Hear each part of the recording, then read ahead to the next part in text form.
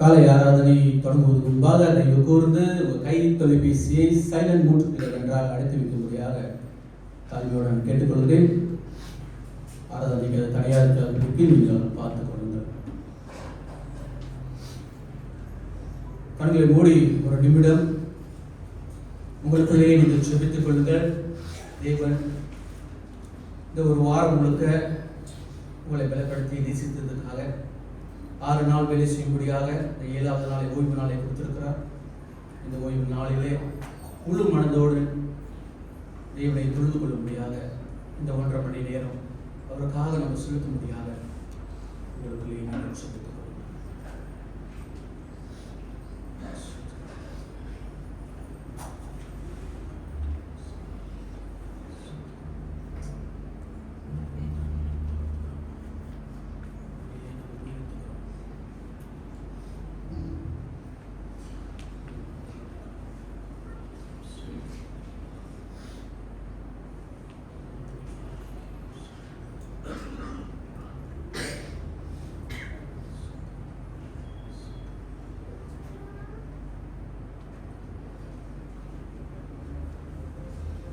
வேதத்திலிருந்து 2 வசனங்களை நான் வாசிக்கிறேன். 42ஆம் சங்கீதம் வசனம் 1-2 வரை. மானானது நீரோடைகளை வாஞ்சித்து கதறுவது போல தேவனே என் ஆத்மா உம்மை வாஞ்சித்து கதறுகிறது. என் ஆத்மா தேவன் மேல், ஜீவனுள்ள தேவன் மேலே தாகமாய் இருக்கிறது. நான் எப்பொழுது தேவனுடைய சந்நிதியில் வந்திருப்பேன். ஒரு மான் இப்படி நீரோடைகளை வாஞ்சிப்பது போல நம்ம தேவனை நோக்கி நம்ம வாஞ்சிக்கிறோம். நல்ல தேவனை போற்றி பாடும் மனமாக சபையா யாவரும் எழுந்து நின்று மான்கள் நீரோடை வாஞ்சித்து கதறுவது போல என்ற பாடலை கைகளை தட்டி பாடும்படியாக கேட்டுக்கொள்கிறேன்.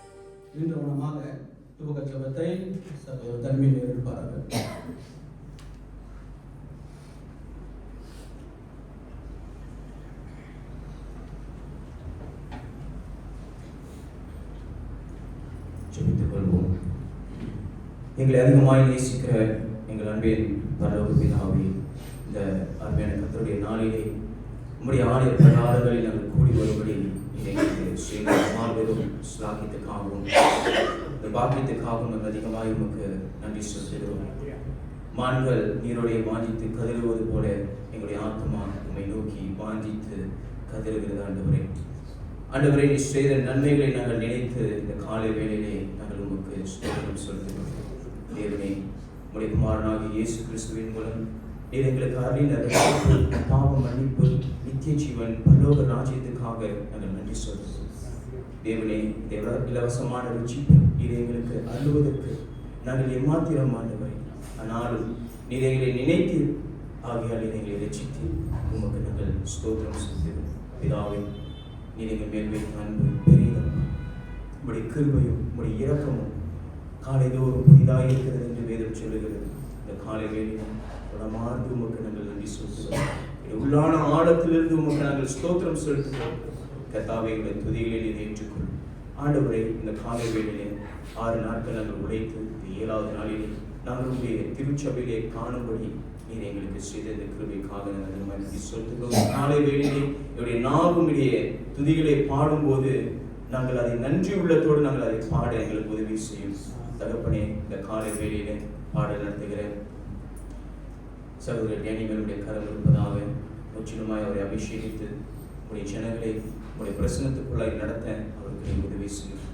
தேவனே, இசைக்கருவியில் வாசிக்கிற உடைய பிள்ளைகளுக்காக நன்றி. இவர்களுக்கு நீ கொடுத்திருக்கிற தாளந்துகளுக்காக நன்றி. இன்னும் வல்லமையான நீர் எடுத்து பயன்படுத்தும் அப்பா. மற்ற ஊழியங்களை செய்கிற ஒவ்வொரு பிள்ளைகளும் உங்களுடைய கருத்தில் ஒப்புக் கொடுக்கிறோம். எல்லாரையும் நீர் ஆட்கொண்டு வழி நடத்த நாங்கள் ஜெபிக்கிறோம். ஆண்டவரே, இந்த காலை ஆராதனைக்கு வந்திருக்கிற ஒவ்வொருத்தருக்காகவும் நாங்கள் அதிகமாக உங்களுக்கு ஸ்தோத்திரம் செலுத்துகிறோம்.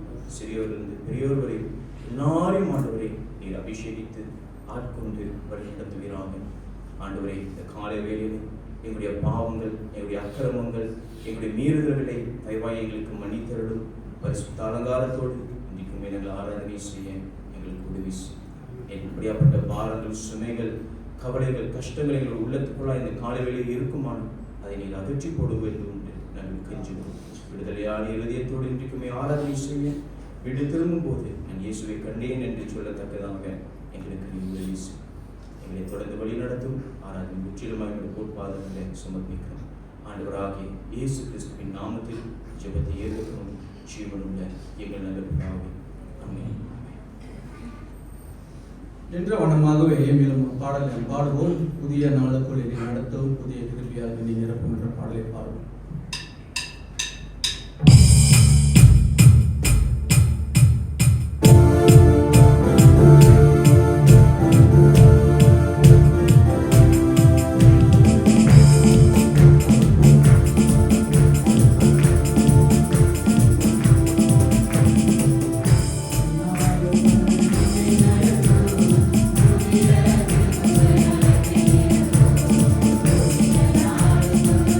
Yeah.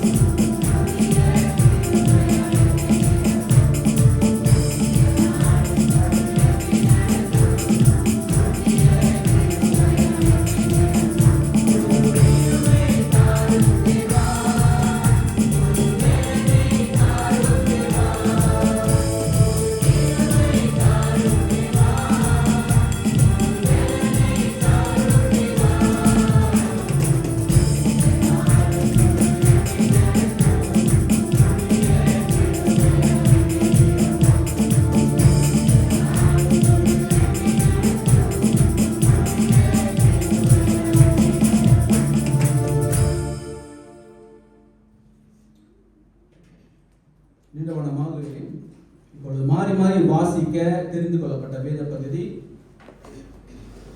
உபாகமம் 23ஆம் அதிகாரம் வசனம் 1 to 25 வரை.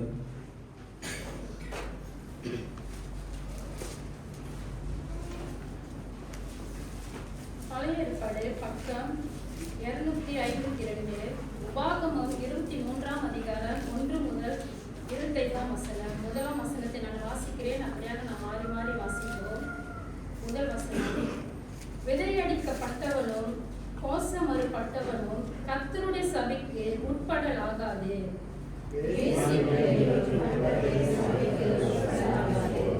அவனுக்கு 10ஆம் தலைமுறையாகும். அம்மோனியனும் மோவாபியனும் கர்த்தருடைய சபைக்கு உட்படலாகாது. 10ஆம் தலைமுறையிலும் என்றென்றைக்கும் அவர்கள் கர்த்தருடைய சபைக்கு உட்படலாகாது. நீங்கள் எகிப்திலிருந்து புறப்பட்டு வருகிற வழியிலே அவர்கள் அப்பத்தோடும் தண்ணீரோடும் உங்களுக்கு எதிர்கொள்ள வராதது ஊராகிய பெஸ்தோரிலிருந்து பேரோவின் குமாரனாகிய பிலேயாமுக்கு கூலி பேசி அவனை அழித்தது நிமித்தம் இப்படி செய்ய வேண்டும். உன் தேவனாகிய கர்த்தர் பிலேயாமுக்கு செவி கொடுக்க சித்தம் இல்லாமல் உன் தேவனாகிய கர்த்தர் உன்மேல் அன்பு கூர்ந்தபடியினால் உன் தேவனாகிய கர்த்தர் அந்த சாபத்தை உனக்கு ஆசீர்வாதமாக மாற பண்ணினார். நீ உன் சமாதானத்தையும் நன்மையும் தேடாதே. ஏதோமியனை அருவருக்காயாக, அவன் உன் சகோதரன். எகிப்தனை அருவருக்காயாக, அவன் தேசத்திலே பரதேசியாய் இருந்தாய். 3ஆம் தலைமுறையில் அவர்கள் பிறந்த பிள்ளைகள் நீ படையெடுத்து உன் சத்துருக்களுக்கு விரோதமாய் புறப்படும் போது தீதான காரியங்கள் எல்லாவற்றிற்கும் விலக்கி இருப்பாயாக.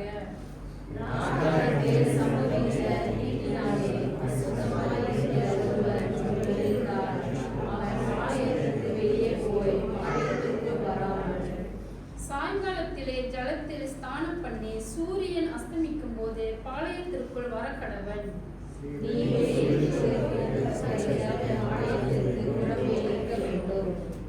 உன் ஆயுதங்களுடைய ஒரு சிறு கோலும் உன்னிடத்தில் இருக்க கடவுது.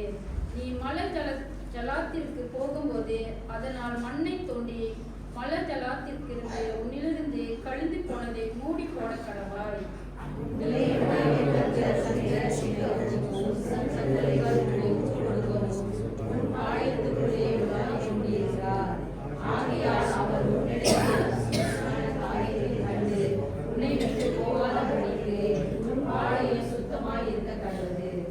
தன் எஜமானுக்கு தப்பி உன்னிடத்தில் வந்த வேலைக்காரனை அவனுடைய எஜமான் கையில் ஒப்பு கொடுவாயாக. அவன் உனக்கு இருக்கிற வாசல் ஒன்றிலே நடக்க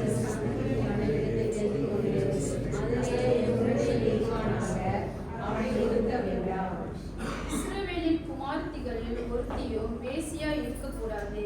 இஸ்ரவேலின் குமாரரில் ஒருவனும் ஆண் புணர்ச்சி காரனாய் இருக்கக்கூடாது.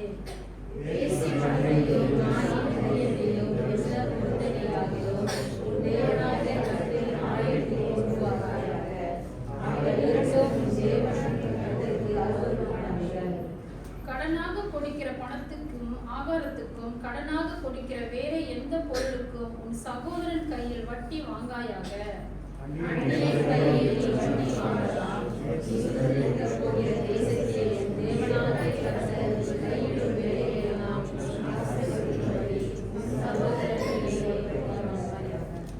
நீ உன் தேவனாகிய கர்த்தருக்கு பொருத்தனை பண்ணியிருந்தால் அதை செலுத்த தாமதம் செய்யாதே. உன் தேவனாகிய கர்த்தர் அதை நிச்சயமாய் உன் கையில் கேட்பார். அது உனக்கு பாவமாகும். நீ பொருத்தனை பண்ணாதிருந்தால் உன் வாயினால் சொன்னதை நிறைவேற்ற வேண்டும். உன் தேவனாகிய கர்த்தருக்கு உன் வாயினால் நீ பொருத்தனை பண்ணி சொன்ன உற்சாக பலி செலுத்தி தீர்ப்பாயாக. நீ பிறருடைய திராட்சைத்தோட்டத்தில் பிரவேசித்தால் உன் ஆசைக்குரிய திராட்சைப்பழங்களை திருப்தியாய் ருசிக்கலாம். உன் கூடையிலே ஒன்றும் இழுத்தது போகக்கூடாது. 25ஆம் வசனம் சேர்ந்து வாசிப்போம். பிறருடைய விளைச்சலில் பிரவேசித்தால்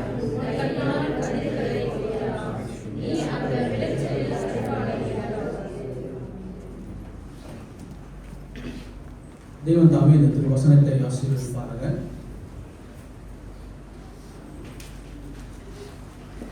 இயேசு கிறிஸ்துவின் நாமத்திலே உங்களை யாவரும் உள்ளூர்த்திராம் பைபிள் பிரஸ்பிட்டரின் தமிழ் ஆராதனைக்கு நான் கூட இருக்கிறேன். தேவனுடைய கிருபையினாலும் அவருடைய இரக்கத்தினாலும் அவருடைய பூர்ண அன்பிலே நீங்கள் இருப்பீங்க நான் நம்புகிறேன். இன்று நம்மளுக்கு டெஸ்டிமோனி இருக்குது, சாட்சி நேரம் இருக்குது. யூத் கேம்ப் குறித்து சாட்சி சொல்ல 2 பேரை நான் அழைக்க போகிறேன். முதல்ல சுராட்சை நான் அழைக்க போகிறேன். அவர் அதிகமான காரியத்தை அவர் பேச போகிறேன்னு சொன்னார். அதனால் முதல் காரியமாக சுராட்சை நான் அழைக்கிறேன்.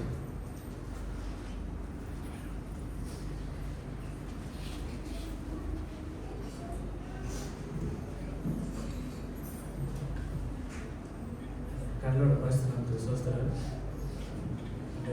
இந்த வருஷம் யூத் கேம்ப் தீராவிலேருந்து ஆள் குறவாக போனாலும் நினைக்கிறேன் every youth they had fun. எல்லா விஷயத்துலையும், பிரசங்கத்துலேயும், கேம்ஸ், ஆக்டிவிட்டீஸ், நைட் ஆக்டிவிட்டீஸ் இல்லை, எல்லா யூத்ஸும் I'm sure they had fun. First டேலேருந்து அங்கே போய் இறங்கினோடனே ஆக்டிவிட்டீஸ் ஆரம்பித்தாச்சு. அங்கேருந்து செக் அவுட் பண்ணுற வரைக்கும் ஆக்டிவிட்டீஸ் இருந்துச்சு. அது குறையா சொல்லலை, ஃபோன் பார்க்க கூட எங்களுக்கு டைம் இல்லை. அப்படிப்பட்ட ஆக்டிவிட்டீஸ் ஃபுல்லாக இருந்துச்சு எங்களுக்கு. ஸோ அந்த ஃபோன்லேருந்து டிஸ்ட்ராக்ட் பண்ணி ஆக்டிவிட்டீஸ் அந்த theme the journey to life. So கடவுளோட படைப்புலேருந்து அவரோட இறப்பு, அப்புறம் நம்மளோட புது வாழ்க்கை, நம்ம பாவத்திலேருந்து மறித்து புது வாழ்க்கையை வாழ்றது. ஸோ மோசஸ் இந்த பாவத்தை குறித்து ரொம்ப பேசினாரு. இப்போ உள்ள காலத்தில் வாலிபர்கள் எப்படி பாவத்தில் ஸ்ட்ரகிள் பண்ணுறாங்க அப்படின்னு. ஸோ அதை குறித்தும் சில ஆக்டிவிட்டீஸ்லாம் வச்சுருந்தாங்க. ஸோ அதுலேயும் நாங்கள் பார்ட்டிசிபேட் பண்ணோம். ஸோ ஹோல் அண்ட் ஹோல் அந்த ஹோல் கேம்ப் ஃபன்னாக இருந்துச்சு. கடலோட காரியத்துலேயும் நிறைய காரியங்களை படித்து கொண்டுருந்துச்சு. அதுக்காக நான் ஆண்டவருக்கு நன்றி சொல்கிறேன்.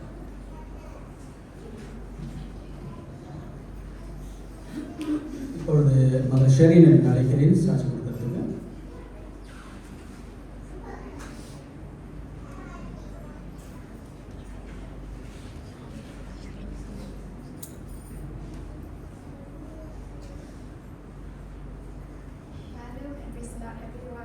First of all, I want to thank God for giving me this opportunity to go for this youth camp. It was truly a blessing, and I'm so grateful for whatever happened in camp. At first, I had so much doubts. I had so much questions in me. I didn't want to go, but after putting my first step there, something felt different. The presence of God was there, and everything just changed at that moment. We had so much fun. Youth camp was truly a blessing for me. I learned so much, and through Moses Mama, God reminded me that I am never alone throughout anything. And I really want to thank Gurikata and the team for organizing this camp for us.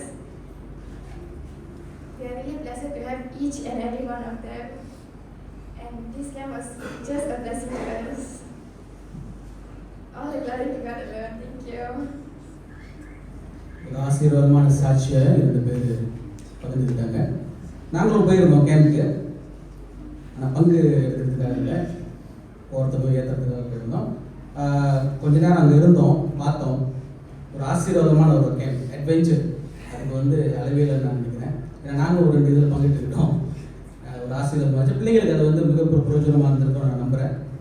அடுத்த camp அதுக்கு ஆர்வமாக இருப்பாங்கன்னு நினைக்கிறேன். ஆனால் எங்கே செய்கிறாங்கன்னு தெரியல. அதுக்காக நீங்கள் ஜெபம் செய்யுங்க. ஓகே, காணிக்கை தசமம் பாகத்தை எடுக்கிறதுக்கு முன்பாக மேலும் ஒரு பாடலை பாடுவோம். என் மீது அன்பு கூர்ந்து பலியானே சிலுவை பாடலை பாடுவோம். இது ஒரு புதிய பாடலாக இருக்கிறது. பாடல் தெரிந்தவர்கள் என்னோடு சேர்ந்து பாடும்படியாக நான் கேட்டுக்கொள்கிறேன். Thank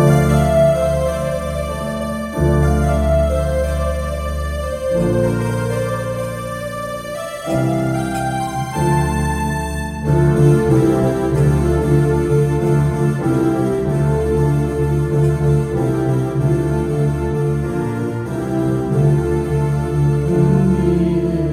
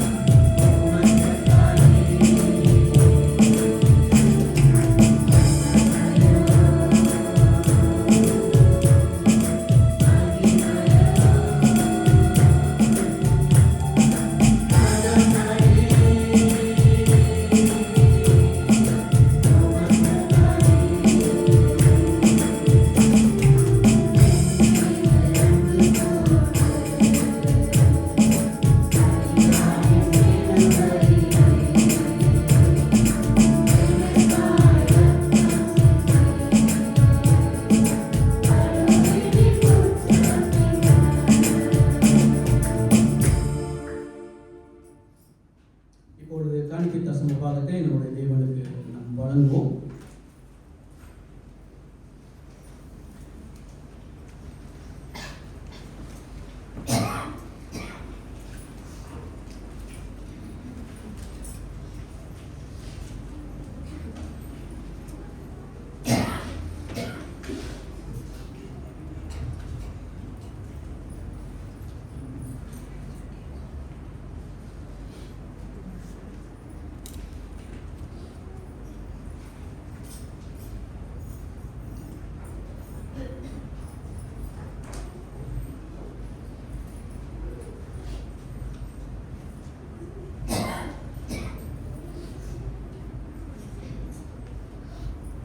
சோஸ்திர பாடலை நாம் பாடுவோம்.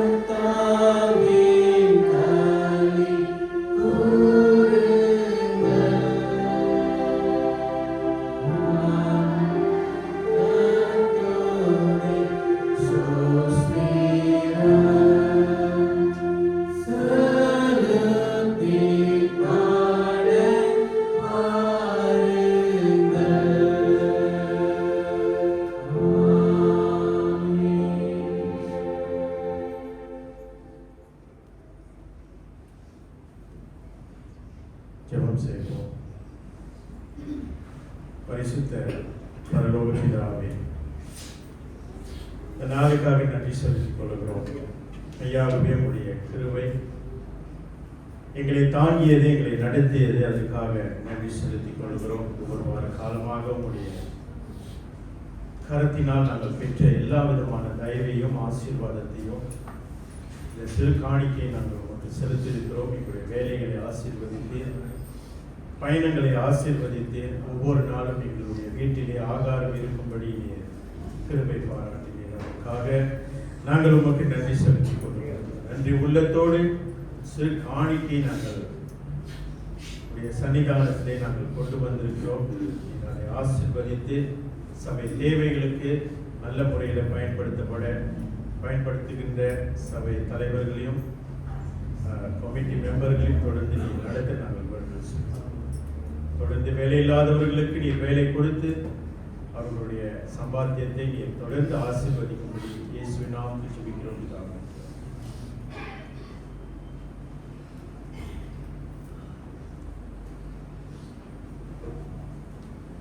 போதக ஜபத்தை முன்பாக ஒரு பாடலை பாடுவோம்.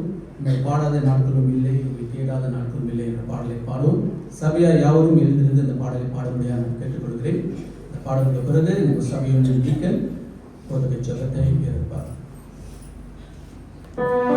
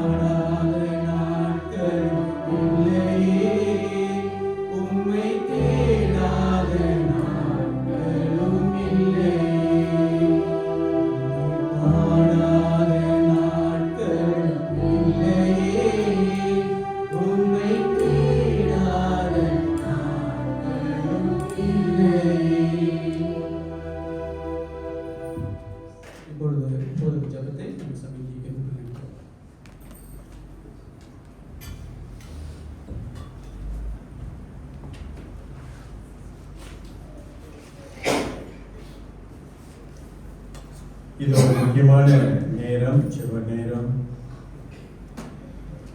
என்னோடு நீங்கள் எல்லாரும் சேர்ந்து ஒருமனப்பட்டவர்களாய் தேவனிடத்திலே விண்ணப்பங்களை நாம் ஏறெடுக்கின்ற நேரம். ஒருமனப்பட்டவர்களாக நாம் எல்லோரும் சேர்ந்து ஜெபத்தில் தரித்திருப்போம்.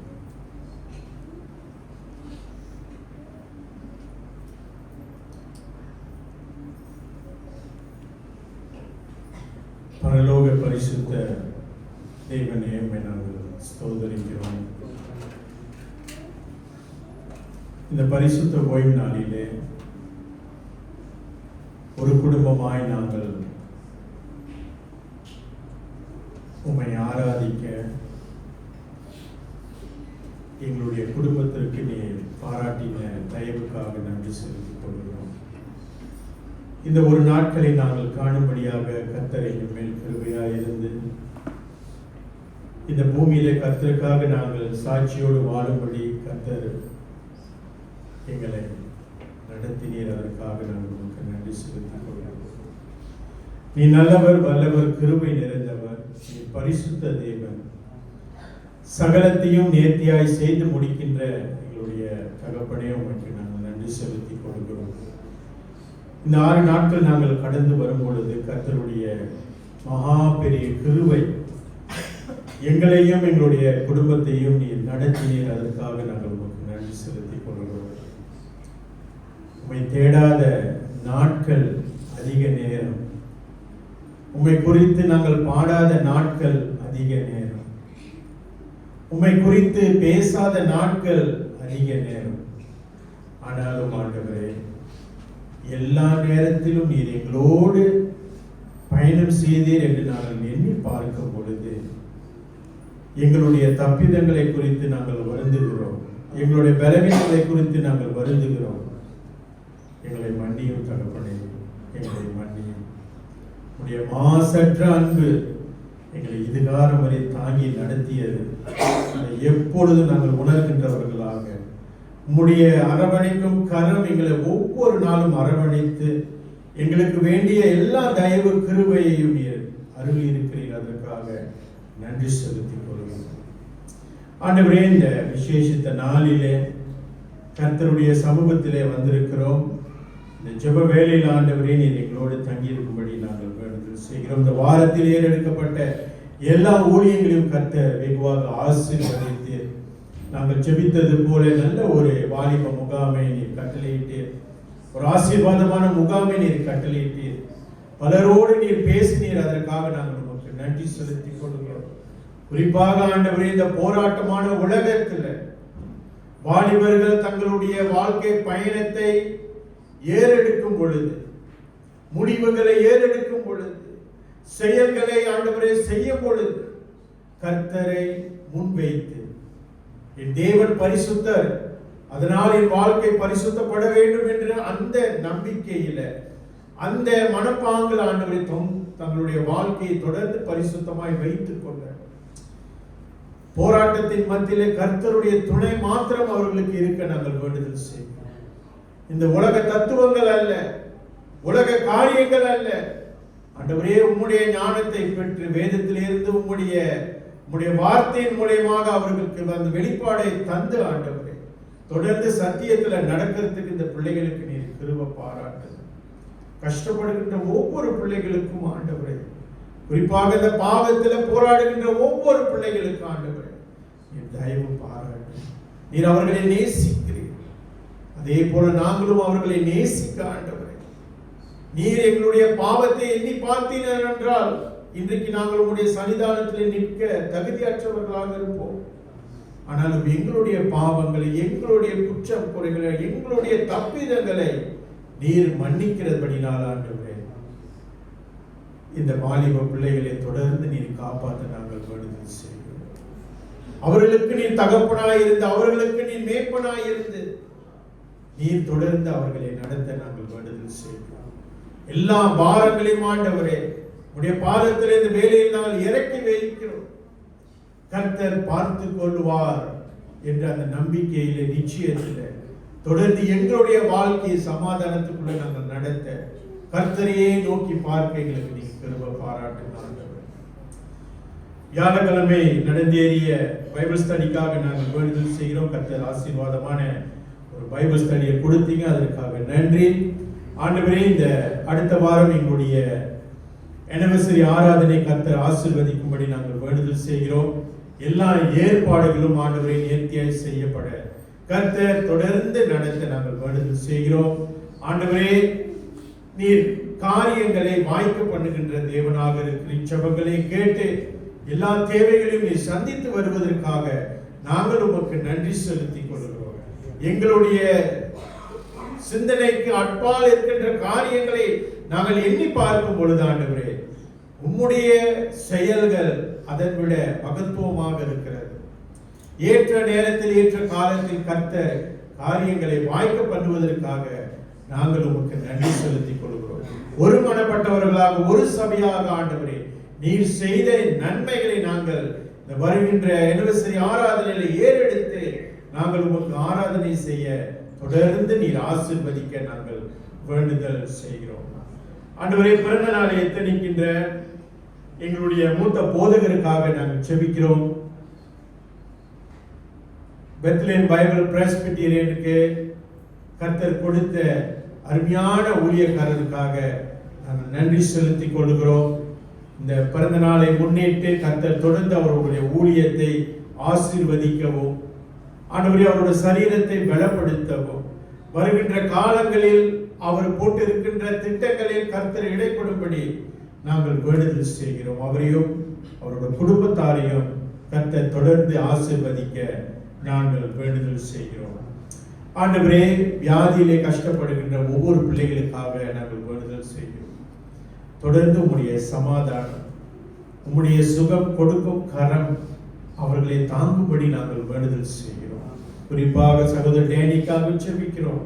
மகனை தொடர்ந்து நீ நடத்தி ஒரு ஆறுதல் படுத்தி அன்பரே அவருக்கு வேண்டிய எல்லா சமாதானத்தையும் நீர் கொடுக்கும்படி நாங்கள் வேண்டுதல் செய்கிறோம். ஆண்டவரே, தனித்திருக்கின்ற தாய்மார்களுக்காக நாங்கள் செபிக்கிறோம். நீர் அவர்களுக்கு தகப்பனாய் மேய்ப்பனாய் இருந்து அவர்களுடைய காரியங்களை அவர்களுடைய விண்ணப்பங்களை கர்த்தர் கேட்கின்ற தேவனாக இருக்கிறேன். ஏற்ற காலத்தில் அவர்களுக்கு வேண்டிய சமாதானத்தை கொடுக்க நாங்கள் வேண்டுதல் செய்கிறோம். எனக்கு யாரும் இல்லை என்று வாழ்க்கையிலே புலம்பிக் கொண்டு இருக்கின்ற தேவ பிள்ளைகளுக்காக நாங்கள் வேண்டுதல் செய்கிறோம். தேவனே, நீர் அவர்களோடு இருக்கிறீர், நீர் அவர்களோடு தங்கி இருக்கிறீர், நீர் அவர்களை விசாரிக்கின்ற தேவனாக இருக்கிறீர். அந்த நம்பிக்கையில தொடர்ந்து அவர்களுக்கு சமாதானத்தை கொடு. வேலை செய்கின்ற ஒவ்வொரு பிள்ளைகளுக்கும் தொடர்ந்து உடைய கிருபை, குறிப்பாக இந்த ஞாயிற்றுக்கிழமை ஓய்வு கிடைக்க, லீவு கிடைக்க கஷ்டப்படுகின்ற பிள்ளைகளுக்கு கர்த்தருடைய துணை அவர்களுக்கு இருந்து ஆண்டவரே ஒரு பெரிய விடுதலை நீர் கொடுக்கும்படி நாங்கள் வேண்டுதல் செய்கிறோம். தொடர்ந்து சபையில் இருக்கின்ற எல்லா ஊழியங்களையும், எங்களுக்கு முன்பதாக இருக்கின்ற எல்லா திட்டங்களையும் கர்த்தர் தொடர்ந்து நடத்துவீராக. நீர் இந்த சபைக்கு தலைவராய் இருந்து எல்லா காரியத்தையும் ஆண்டவரே நீ நேர்த்தியாய் நடத்தி கொடுக்கும்படி நாங்கள் ஒருமனப்பட்டவர்களாக ஒரு சபையாக நாங்கள் ஒப்பு கொடுக்கிறோம். ஆண்டவரே, நீ தொடர்ந்து ஆசீர்வதியும். ஊழியம் செய்கின்ற ஒவ்வொரு பிள்ளைகளையும் கர்த்தர் தொடர்ந்து நடத்துவீராக. இன்றைக்கும் கமாசுக்கு பயணம் பெற்றிருக்கிற போதகரையும் குழுவினரையும் தொடர்ந்து கர்த்தர் ஆசீர்வதிக்க நாங்கள் வேண்டுதல் செய்கிறோம். ஆண்டவரே, இன்றைக்கும் உடைய வார்த்தைக்காக நாங்கள் வந்திருக்கிறோம். தாசன் மூலியமாக இன்னைக்கு நீர் எங்களோடு பேசுகின்ற காரியங்களை மனத்தாழ்மையோடு உடைய வார்த்தையை நாங்கள் ஏற்றுக்கொள்ளக்கூடிய அந்த மனமாகிய நீர் எங்களுக்கு கொடுக்க வேண்டுதல் செய்யும். சோர்வுகளை எடுத்து போடும், மன கடினத்தை நீர் எடுத்து போடும். தாழ்மையா உடைய வார்த்தையை நாங்கள் கேட்க, மனம் திரும்ப வேண்டிய இடத்தில் நாங்கள் மனம் திரும்ப ஆண்டவரே எங்களுக்கு அந்த சமாதானத்தை நீர் கொடுக்கும்படி நாங்கள் வேண்டுதல் செய்கிறோம். சிறு பிள்ளைகளுடைய ஊழியத்தை கர்த்தர் தொடர்ந்து ஆசீர்வதியும். சிறு பிள்ளைகள் கர்த்தருடைய ஞானத்திலும் அறிவிலும் வளரும்படி படித்துக் கொடுக்கின்ற ஆசிரியர்மார்களுக்கு தேவன் ஞானத்தை கொடுத்து, குறிப்பாக இந்த ரட்சிப்பை குறித்து அதிகமாக அவர்கள் இந்த பிள்ளைகளுக்கு போதித்துக் கொடுக்க, இயேசுதான் மெய்யான தேவன் என்று போதித்துக் கொடுக்க ஆண்டவரே ஆசிரியர்மார்களுக்கும் அவர்கள் தயார் பண்ணின அந்த பாடங்களையும் கர்த்தர் ஆசீர்வதிக்க நாங்கள் வேண்டுதல் செய்வோம். மீண்டுமாக ஆண்டவரே, ஒருமனப்பட்டவர்களாக நாங்கள் ஜெபிக்கிறோம். எங்களை மன்னியும், எங்களை நாங்கள் ஒப்புக் கொடுக்கிறோம். இயேசுவின் வல்லநாமத்தில் ஜெபம் கேளும் நல்ல பிதாவே, ஆமென். சபையார் அமருங்கள். இன்றைக்கு நம்முடைய மத்தியிலே கர்த்தருடைய வார்த்தையை பகிர்ந்து கொள்ள சகோதரர் அர்மீன் இருக்கிறாரு. அவரை நாம் அழைக்கிறோம்.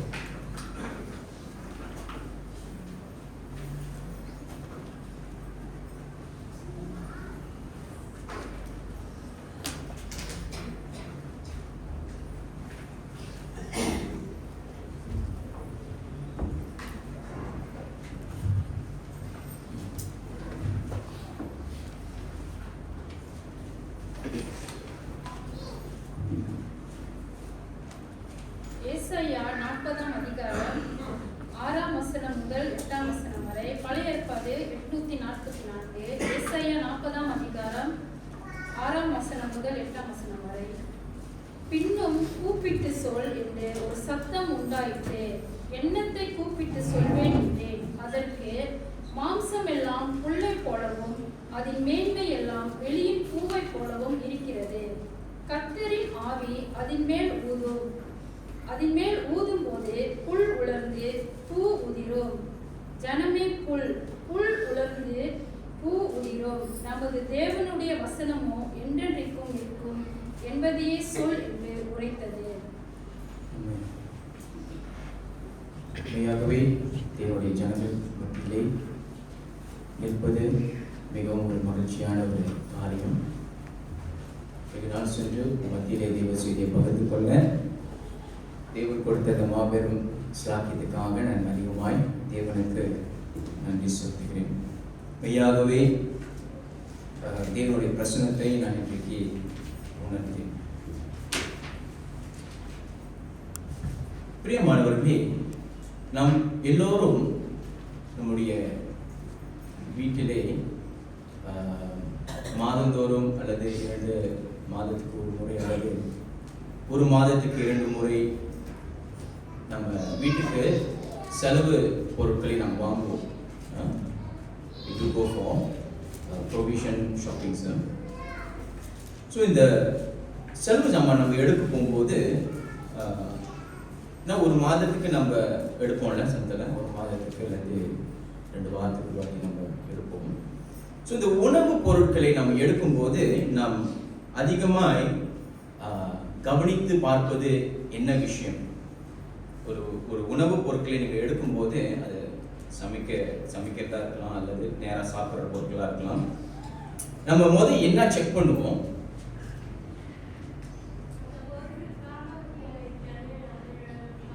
Very good aunty.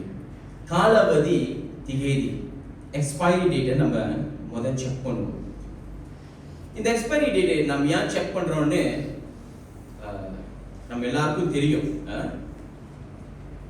தேதி முடிந்த பொருட்களை நம்ம வாங்கி நம்ம சாப்பிட்டோம்னா நம்மளுடைய சரீரத்துக்கு அது கெடுதலை உண்டு பண்ணும்.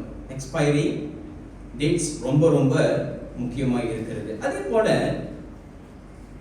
எல்லா பொருளுக்கும் காலாவதி திகதி இருக்கிறதா என்று நாம் கேட்கும்போது எல்லா பொருளுக்கும் காலாவதி திகதி இல்லை. ஆனால் இதை குறித்து வேதம் என்ன சொல்லுகிறது? காலாவதி திகதி, எக்ஸ்பைரி. பிரியமானவர்களே, உங்க மத்தியிலே சற்று முன் வாசித்த இந்த வேத பகுதியிலே 3 காரியத்தை உங்க மத்தியிலே நான் வைக்க விரும்புகிறேன். இன்றைக்கு இந்த தேவ செய்தியினுடைய தலைப்பு தேவனுடைய வசனம் என்றென்றைக்கும் நிற்கும். தேவனுடைய வசனம் என்றென்றைக்கும் நிற்கும். The word of God stands forever. இந்த தலைப்பின் கீழே 3 புள்ளிகளை உங்க மத்தியில் நான் வைக்க விரும்புகிறேன். முதல் புள்ளியாக தேவனுடைய வசனம் நித்தியமானது. தேவனுடைய வசனம் நித்தியமானது. இரண்டாவதாக தேவனுடைய வசனம் சத்தியமானது. தேவனுடைய வசனம் சத்தியமானது. மூன்றாவதாக தேவனுடைய வசனம் அசைக்க முடியாதது. தேவனுடைய வசனம் அசைக்க முடியாது. நாம் முதல் புள்ளிக்குள்ளாய் நாம் கடந்து போவோம். தேவனுடைய வசனம் நித்தியமானது. பிரியமானவர்களே, வேதம் இதை குறித்து என்ன சொல்லுகிறது என்று நாம் பார்ப்போம். ஏசாயா 40, மீண்டுமாக ஏசாயா 40 6ஆம் வசனத்தை நாம் பார்ப்போம். 6 நாம் பார்ப்போம். பின்னும் கூப்பிட்டு சொல் என்று ஒரு சத்தம் உண்டாயிற்று. என்னத்தை கூப்பிட்டு சொல்வேன் என்றேன். அதற்கு மாம்சம் எல்லாம் புல்லை போலவும் அதன் மேன்மை எல்லாம் விழியின் பூவை போலவும் இருக்கிறது. கர்த்தரின் ஆவி அதன் மேல் ஊதும் போது புல் உலர்ந்து பூ உதிரும். ஜனமே புல். பிரியமானவர்களே, இந்த மாம்சத்தை குறித்து வேதம் என்ன சொல்லுகிறது என்றால், இது ஒரு புல்லுக்கும் பூவுக்கும் சமானமாய் அதை பேசுகிறதை நாம் பார்க்கிறோம். நம்முடைய மாம்சம் எப்படி இருக்கிறதுனா உலர்ந்து போகிற புல்லை போல இருக்கிறது. இது எதை குறிக்கிறது என்றால், நம்முடைய வாழ்க்கை ஒரு குறுகின வாழ்க்கையாக இருக்கிறது. our lives are fleeting என்று சொல்லும்போது குறுகின வாழ்க்கை. நம்ம அதிகமாக நாம் கேள்விப்பட்டிருப்போம். நீங்க ஒருவேளை நீங்க ராத்திரி ஒரு நபரிடம் நீங்கள் பேசியிருப்பீர்கள். அது உங்களுடைய அன்பானவர்களாக இருக்கலாம், உங்களுடைய நண்பர்களாக இருக்கலாம். திடீரென்று காலையிலே அவர்களை குறித்தன செய்தி நமக்கு வரும். இறந்து போயிட்டாங்க அப்படின்னு நம்மளுடைய செவிகள் இப்படிப்பட்ட செய்திகளை கேட்டிருக்கிறது. அதை கேட்கும் போது நம்முடைய உள்ளம் கலங்கும், நம்முடைய உள்ளம் வேதனைப்படும், துக்கப்படும். ஆனால் பிரியமானவர்களே, இதுதான் உண்மை. This is life. நம்முடைய வாழ்க்கை குறுகின வாழ்க்கையாய் இருக்கிறது. நேற்று தினத்திலே நாம் சந்தித்த நபர்களை இன்றைக்கு நாம் நிச்சயமாக சந்திப்போம் என்று நாம் சொல்ல முடியாது. யாக்கோபு 4:14 இப்படியாய் சொல்லுகிறது, நாளைக்கு நடப்பது உங்களுக்கு தெரியாது. உங்கள் ஜீவன் எப்படிப்பட்டது? கொஞ்ச காலம் தோன்றி பின்பு தோன்றாம போகிற புகையை போல இருக்கிறது. தேவனுடைய வசனம் நித்தியமானது என்று நான் இந்த பகுதிக்கு நான் இந்த புள்ளிக்கு நான் கொடுத்த இந்த புள்ளியை நான் ஏன் கொடுத்தேன் என்றால், தேவனுடைய வசனம் நித்தியமாய் இருக்கிறது. அதே வேளையிலே நம்மளுடைய மாம்சமோ அநித்தியமாய் இருக்கிறது என்று அதை சுற்றி காட்டுவதற்காக அந்த புள்ளியை நான் இப்படியாய் எழுதினேன். நம்முடைய ஜீவன் தற்காலிகமானது பிரியமானவர்களே. அது மாத்திரமல்ல, இந்த மாம்சத்தின் மேன்மை எல்லாம் எப்படி இருக்கிறது என்று நாம் பார்க்கிறோம்.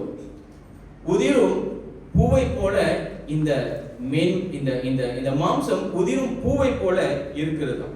உதிரும் பூ, மாம்சத்தின் மேன்மை எல்லாம் உதிரும் பூ என்று சொல்லும் போது, இந்த மாம்சத்தின் மேன்மை என்று நாம் பார்க்கும்போது அது எதுவாய் இருக்கிறது என்றால், நம்முடைய பெயர், நம்முடைய புகழ், நம்முடைய ஆஸ்தி, நம்முடைய அந்தஸ்து, நாம் சேர்த்து கொண்ட அனைத்தும் நம்மளுடைய மாம்சத்தின் மேன்மையாய் இருக்கிறது என்று நாம் பார்க்கிறோம்.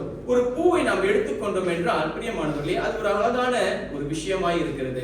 எந்த ஒரு ஃபங்க்ஷனுக்கு நம்ம போனாலும் நம்ம அங்க பூ பார்க்கிறோம். லேடிஸ் அவங்க ஒரு திருமணத்துக்கு போகும்போது தலையில பூ வச்சுக்கிறாங்க. அந்த பூவை பார்க்கும்போது அது ஒரு அழகான ஒரு விஷயமாக அது தோன்றுகிறது. அது வாசனை நறுமணத்தை அது தருகிறது. ஆனால் வேதம் சொல்லுகிறது, இந்த பூவும் ஒரு நாள் உதிரும்.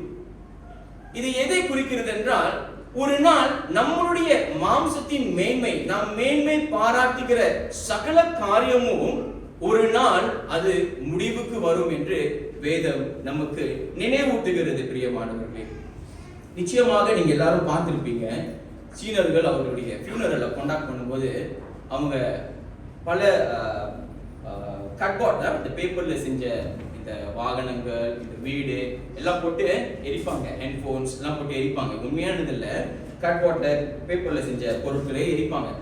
ஏன் எரிக்கிறாங்கன்னா, அவங்களுடைய நம்பிக்கை என்னவென்றால், இந்த காரியத்தை அவர்கள் அவங்களுடைய ஆத்மா எங்க போய் சேர்கிறதோ அங்கே அவர்கள் இது எல்லாவற்றையும் அனுபவிப்பார்கள் என்று ஒரு நம்பிக்கை. ஆனால் பிரியமானவர்களே, இது ஒரு வீணான நம்பிக்கையாய் இருக்கிறது. எல்லாம் ஒரு நாள் இந்த பூமியிலே ஒளிந்து போகும். இதைத்தான் வேதம் நமக்கு நினைவு ஊட்டுகிறது. கட்டின வீடும் நிலம் பொருளும் கண்டிடும் உற்றார் உறவினரும் கூடு விட்டு உன் ஆவி போனால் கூட உன்னோடு வருவதில்லை என்று பாடல் அருமையாக சொல்லுகிறது. நமக்கு சகலமும் இருக்கலாம், நாம் சகலமும் நாம் இந்த பூமியிலே இந்த வாழ்க்கையை நாம் சேர்த்துக் கொள்ளலாம். ஆனால் நம்முடைய சரீரத்தை விட்டு இந்த ஜீவன் போகும்போது அதோடு கூட அதன் மேன்மை எல்லாம் கூட போய்விடுகிறது என்று நாம் பார்க்கிறோம். இப்ப எல்லாம் போய்விடும் என்றால் எது நிற்கும்? தலைப்புல இருக்கிறது தேவனுடைய வசனம் ஒன்றே நிற்கும். தேவனுடைய வசனம் என்றென்றைக்கும் நிற்கும் என்று நாம் பார்க்கிறோம்.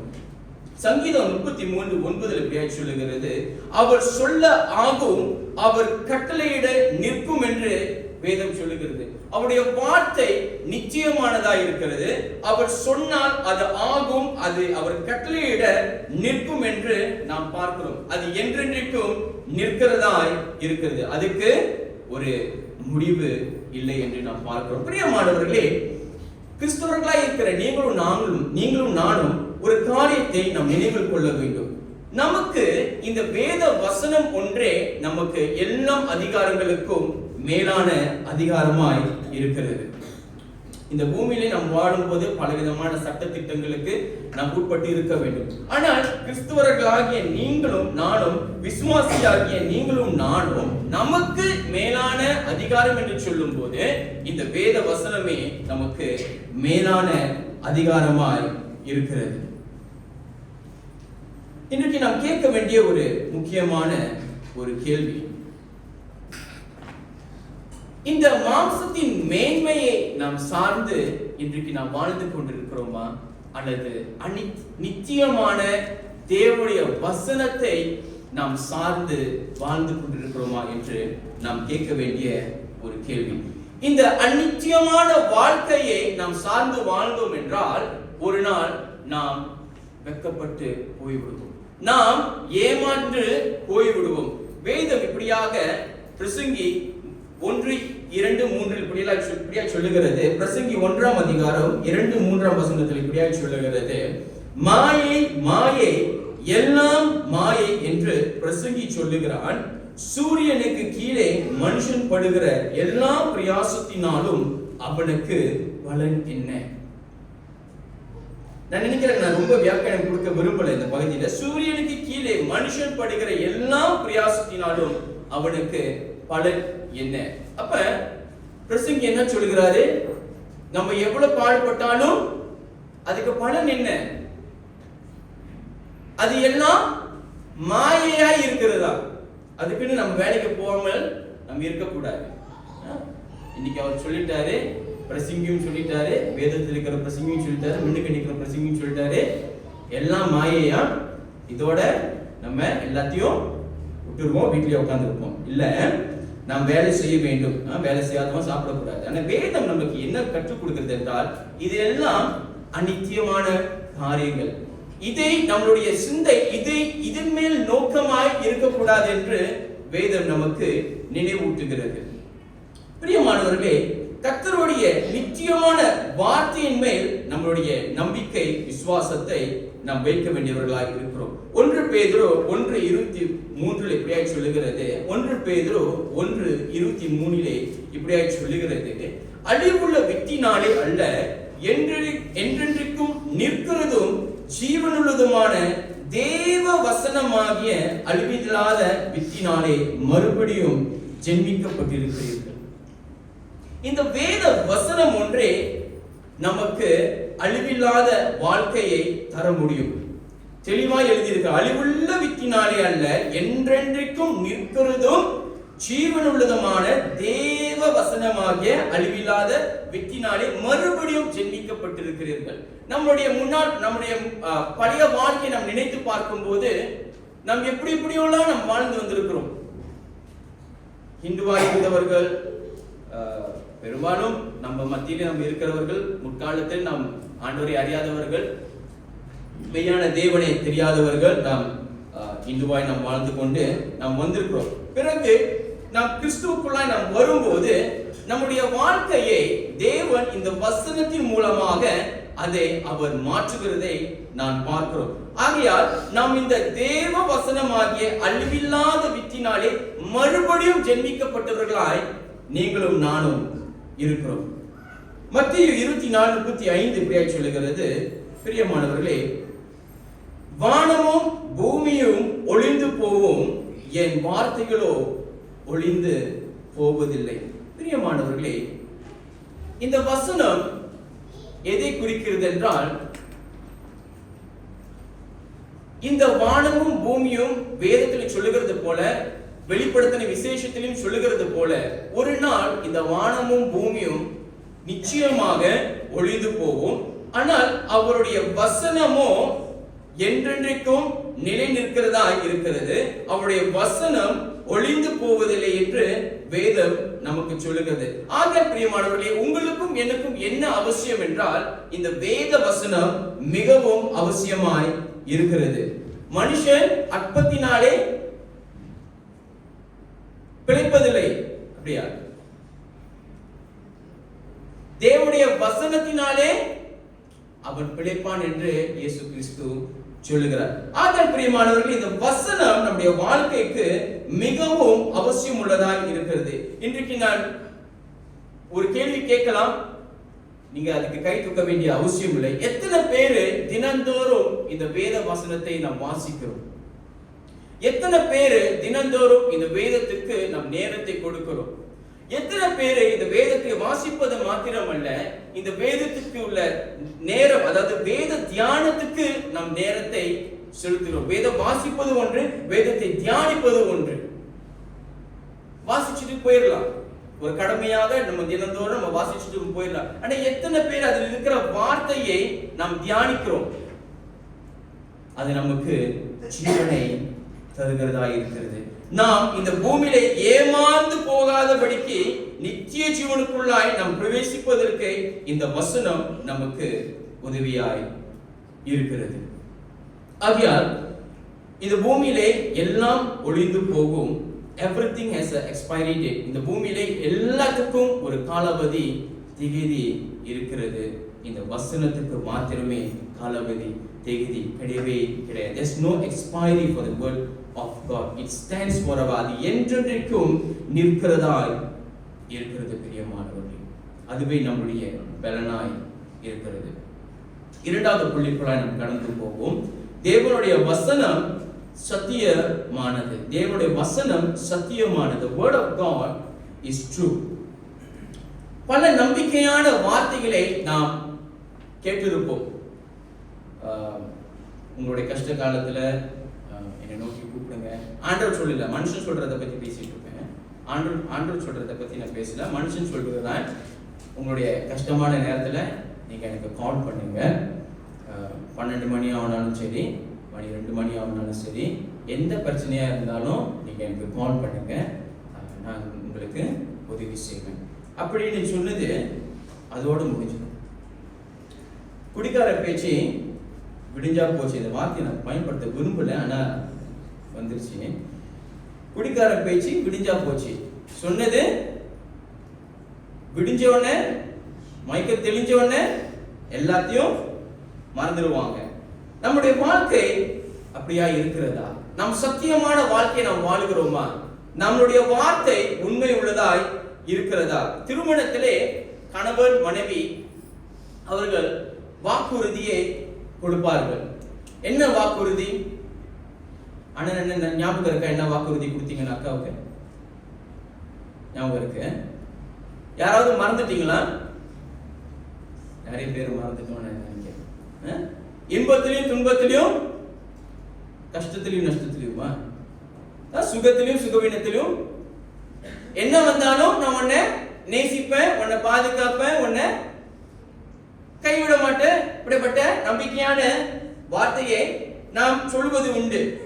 ஆனால் திருமணத்துக்கு பின்பு ஒரு 6 மாதம் அல்லது 1 வருஷம் திடீரென்று வீட்டுல ஒரு பூசல், ஒரு பூகம்பம் வெடிக்கும் போது அங்கே நாம் சொன்ன திருமணத்தின் நாளிலே நாம் சொன்ன நம்மளுடைய வாக்குறுதி எல்லாம் என்ன ஆகுது? தரையில போய் விழுவுது. சொன்னதெல்லாம் நாம் நிறைவேற்றுவதில்லை. ஆனால் வேதம் என்ன சொல்லுகிறது? தேவனுடைய வசனம் சத்தியமானதாய் இருக்கிறது. நம்முடைய வார்த்தை சத்தியம் இல்லாததாய் இருக்கலாம், ஆனால் தேவனுடைய வார்த்தை சத்தியம் உள்ளதாய் இருக்கிறது. பிரியமானவர்களே, வேதம் இப்படியாக என்னாகமம் 23ஆம் அதிகாரம் 19ஆம் வசனத்திலே சொல்லுகிறது, பொய் சொல்ல தேவன் ஒரு மனிதன் அல்ல, மனம் மாற அவர் மனுபுத்திரனும் அல்ல. அவர் சொல்லியும் செய்யாதிருப்பாரா, அவர் வசனித்தும் நிறைவேற்றாதிருப்பாரா என்று வேதம் சொல்லுகிறது. என்னாகமம் 23:19 இப்படியாக நம்முடைய தேவனை குறித்து சொல்லுகிறது. அது மாத்திரமல்ல, கிரேட் இஸ் thy faithfulness என்கிற ஒரு ஆங்கில பாடல் உண்டு. Great is thy faithfulness. Lamentation 3:23, புலம்பல் 3:23 சொல்லுகிறது, தேவனுடைய உண்மை பெரியதாய் இருக்கிறதா. எத்தனையோ முறை நாம் ஆண்டவருக்கு புறமான காரியங்களை நாம் செய்திருக்கிறோம், தேவனை விட்டு விலகி நாம் வாழ்ந்திருக்கிறோம், தேவனுக்கு நாம் செய்த பொருத்தனைகளை நாம் நிறைவேற்றாது இருந்திருக்கிறோம். சற்று முன் கூட நம்ம அந்த என்னாகமும் உபாகமும் 23ஆம் அதிகாரத்துல நாம் வாசித்தோம். 6, 7, 8 வசனத்துல நினைக்கிறேன், பொருத்தனை செய்யாமல் இருக்கிறது நல்லதுன்னு சொல்லுது. ஏன்னா மனுஷன் பொருத்தனை செய்தால் செஞ்சு முடிக்கணும், சொன்னா செஞ்சு முடிக்கணும். ஆனா ஆண்டவருக்கு தெரியும், நம்ம பொருத்தனை செஞ்சா அதை நிறைவேற்ற மாட்டோம்னு ஆண்டவருக்கு தெரியும். அதனாலதான் வேதம் சொல்லுது, நீ பொருத்தனை செய்யாம இருக்கிறதே நல்லது. ஏன்னா பொருத்தனை செஞ்சா ஆண்டவர் அதை நம்மிடம் கேட்பாராம். நீ சொன்னல, நீ ஏன் செய்யலன்னு கேட்பாராம்.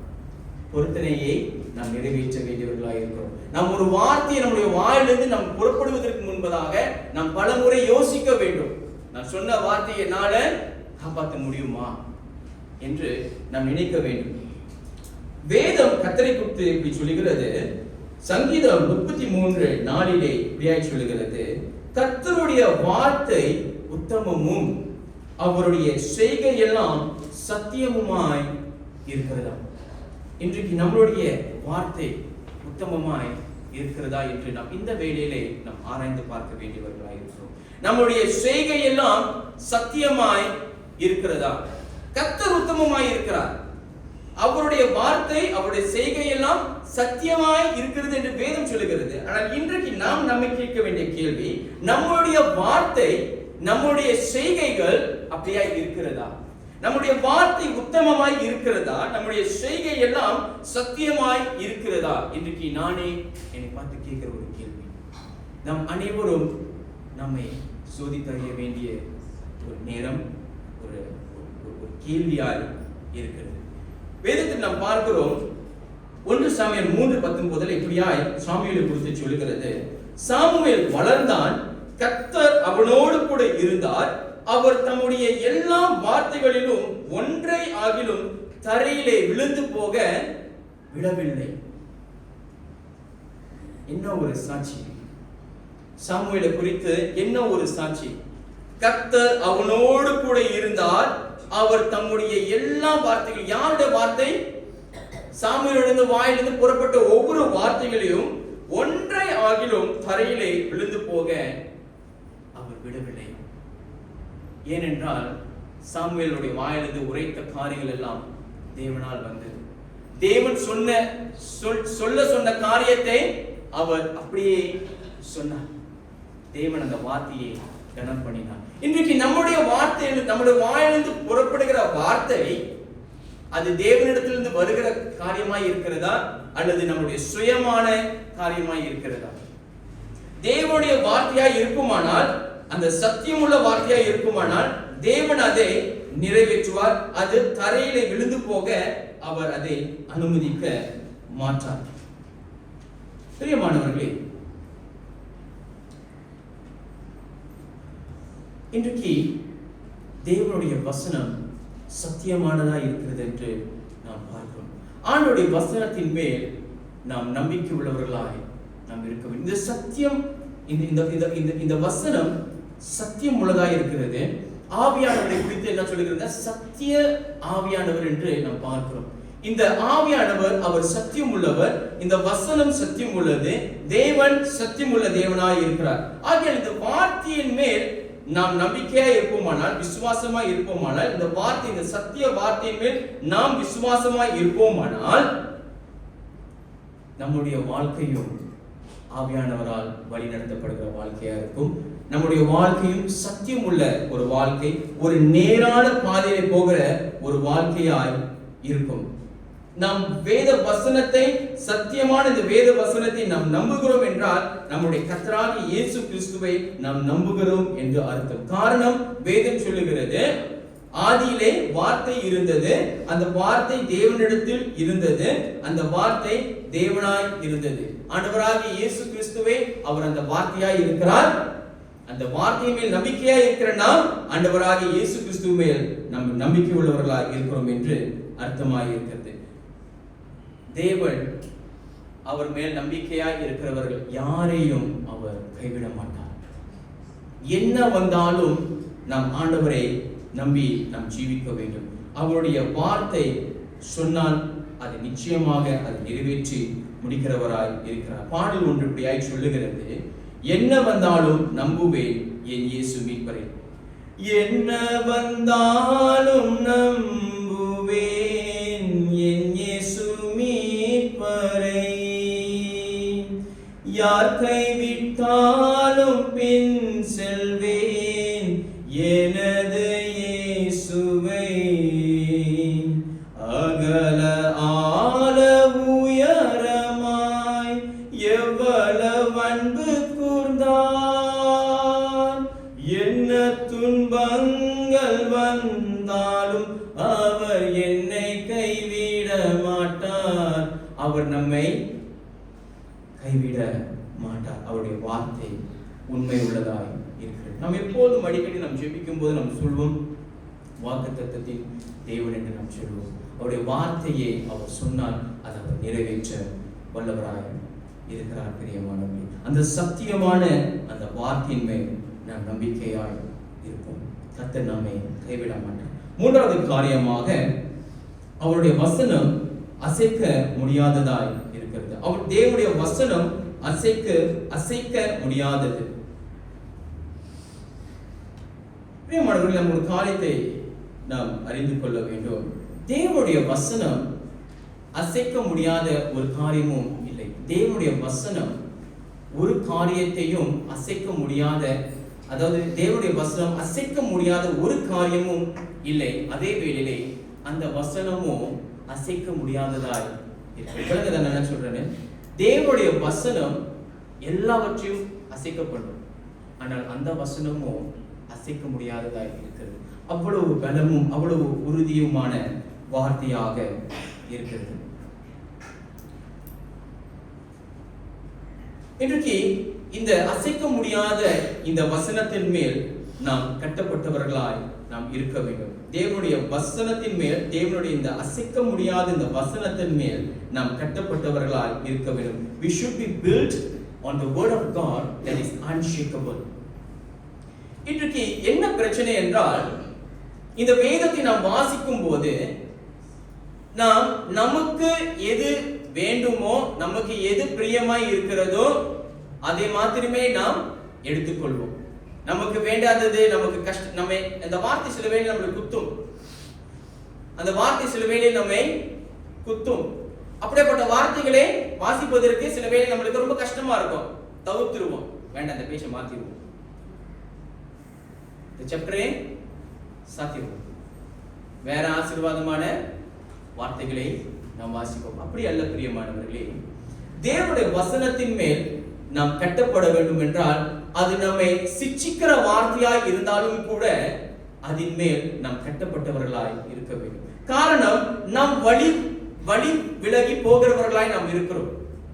நாம் அனுதினமும் பாவம் செய்கிறவர்களாய் நாம் இருக்கிறோம்.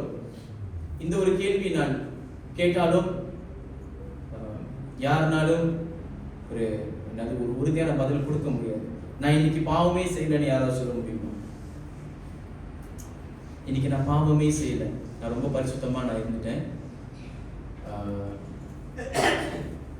நான் எந்த பாவமும் இன்னைக்கு காலையிலேருந்து ராத்திரி வரைக்கும் நான் செய்யல, நான் ரொம்ப உத்தமமானவன் அப்படின்னு யாராவது சொல்ல முடியுமா? பிரியமானவர்களே, முடியாது. வேத வசனம் நம்மை சிட்சிக்கிறது. வேத வசனம் நம்மை சிட்சிக்கும் போது அந்த வார்த்தையின் மேல் நம் கட்டப்பட்டவர்களாய் நாம் இருக்கிறோம். அந்த வார்த்தை நம்முடைய இருதயத்தில் குத்தும் போது அந்த வார்த்தையை ஏற்றுக்கொண்டு, சற்று முன் டீக்கன் ஜான் ஜெபித்தது போல அந்த வார்த்தையை தாழ்மையோடு நாம் ஏற்றுக்கொள்ளும் போது அந்த வார்த்தை நம்முடைய வாழ்க்கையை மாற்றக்கூடியதாக இருக்கிறது. இன்றைக்கு நமக்கு பிரியமான வசனத்தை மாத்திரமே நாம் வாசித்துக் கொண்டு இருந்தோம் என்றால், ஒரு வேளை நம்முடைய வாழ்க்கையில சூழ்நிலைகள் ஏற்படுமானால், நமக்கு எதிராக சூழ்நிலைகள் ஏற்படுமானால் நாம் அசைக்கப்படுபவர்களாய் காணப்படுவோம். ஏனென்றால் நமக்கு எப்பொழுதும் பிரியமான வசனத்தை மாத்திரமே நாம் வாசித்துக் கொண்டிருப்போம். இல்லை, நாம் உறுதியாய் நிற்க வேண்டும் என்றால் எல்லா வார்த்தையும் நாம் வாசிக்க வேண்டும். ஆதியாகமத்திலிருந்து வெளிப்படுத்தின விசேஷம் வரையும் எல்லா வசனமும் நம்மை கட்டுப்படுகிறதாய் இருக்கிறது. பிரியமானவர்களே,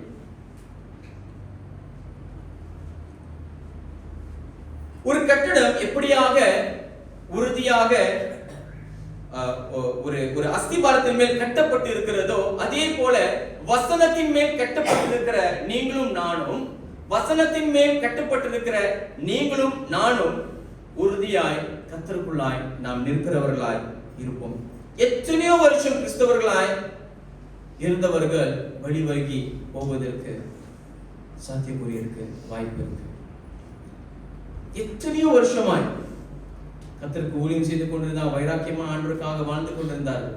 ஆனால் வாழ்க்கையில சூழ்நிலைகள் ஏற்பட்ட போது, அவர்களுக்கு காரியங்கள் எதிராய் எழுப்பின போது, ஆண்டவரை விட்டு முற்றிலுமாய் விலகி போய்விட்டு அந்நிய தேவர்களை வணங்கி கொண்டிருக்கிறார்.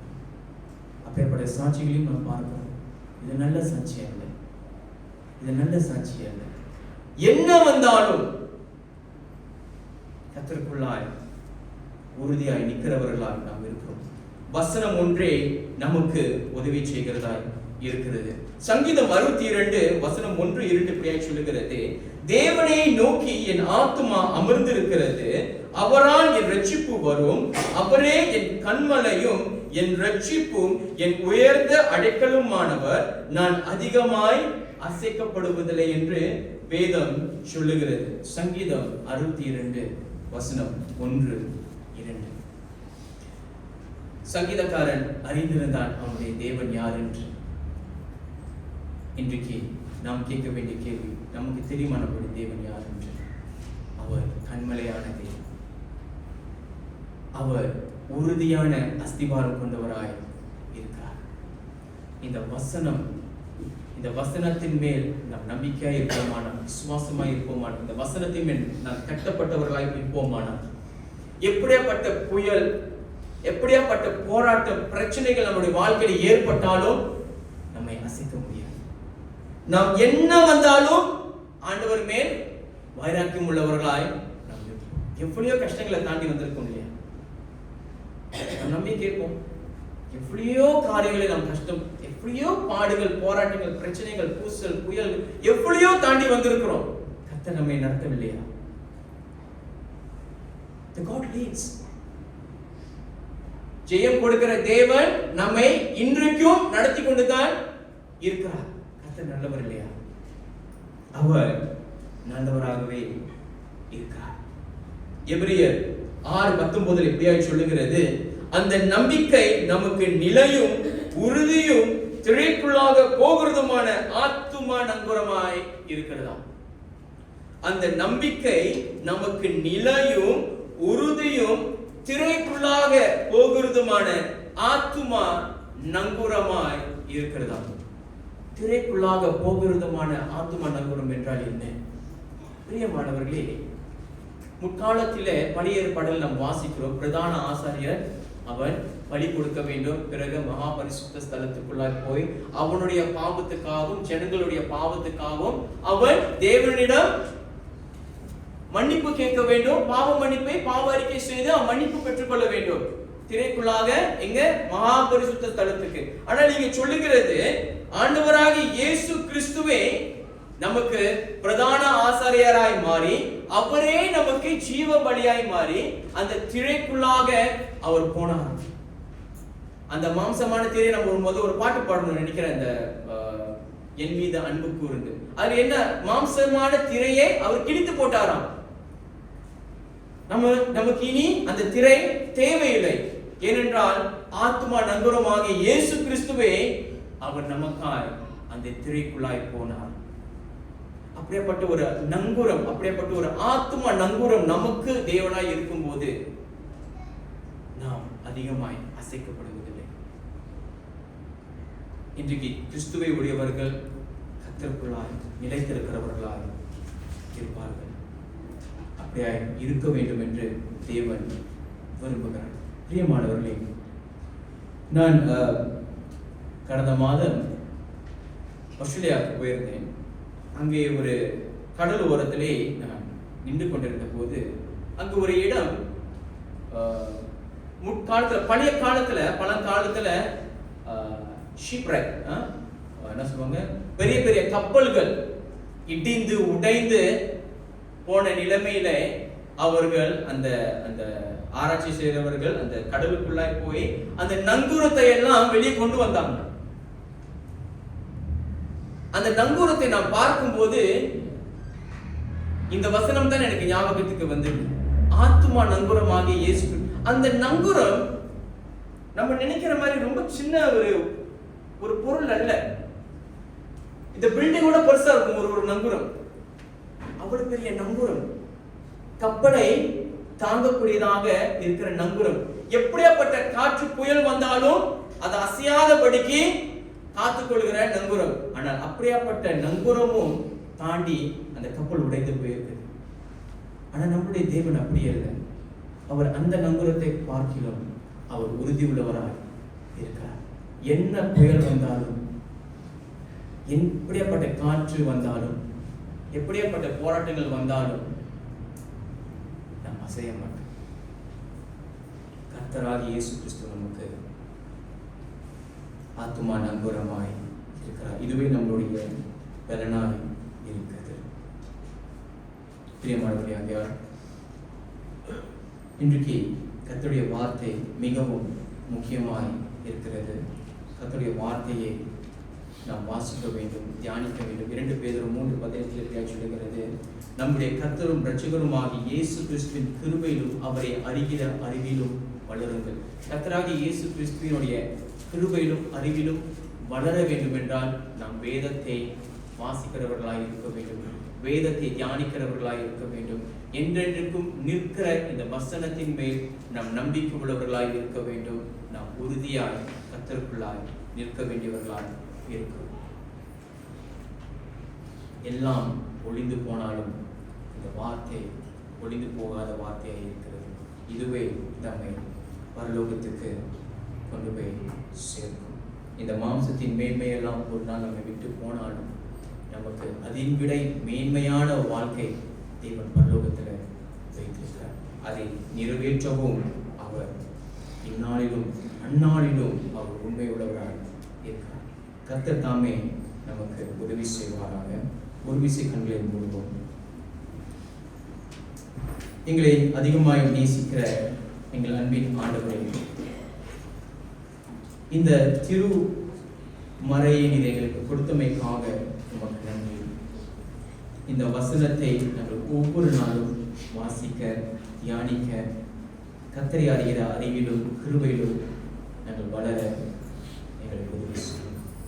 வாழ்க்கையில எங்களை எதிர்நோக்கி வருகிற புயல்கள், போராட்டங்கள், சவால்களை நாங்கள் சந்திப்பதற்கு நாங்கள் இந்த வசனத்தை கொண்டு ஜெயம் எடுக்க எங்களுக்கு உதவி செய்யும். நாங்கள் சோர்ந்து போகாதபடிக்கு எங்கள் ஆத்துமா நங்கூரமாகிய இயேசு கிறிஸ்துவின் மேல் நாங்கள் விசுவாசமாய் இருந்து தொடர்ந்து ஜெயம் எடுக்க எல்லாம் குற்றங்களை மன்னி இயேசுவின் நாமத்தில் ஜெபிக்கிறோம். நல்ல பிதாவே, ஆமென்.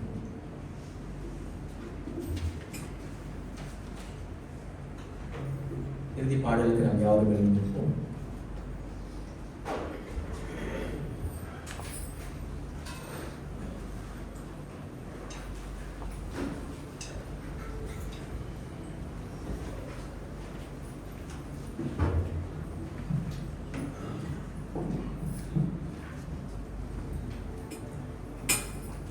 இறுதி பாடலுக்கு நாம் வருவோம். ஜெயம் கொடுக்கும் தேவனுக்கு கோடி கோடி சொல்லி என்ற பாடலின் பாடவும் இந்த பாடல் பிறகு இறுதி ஜெபத்தையும் அனௌன்ஸ் பண்ணும். சபை டீக்கன்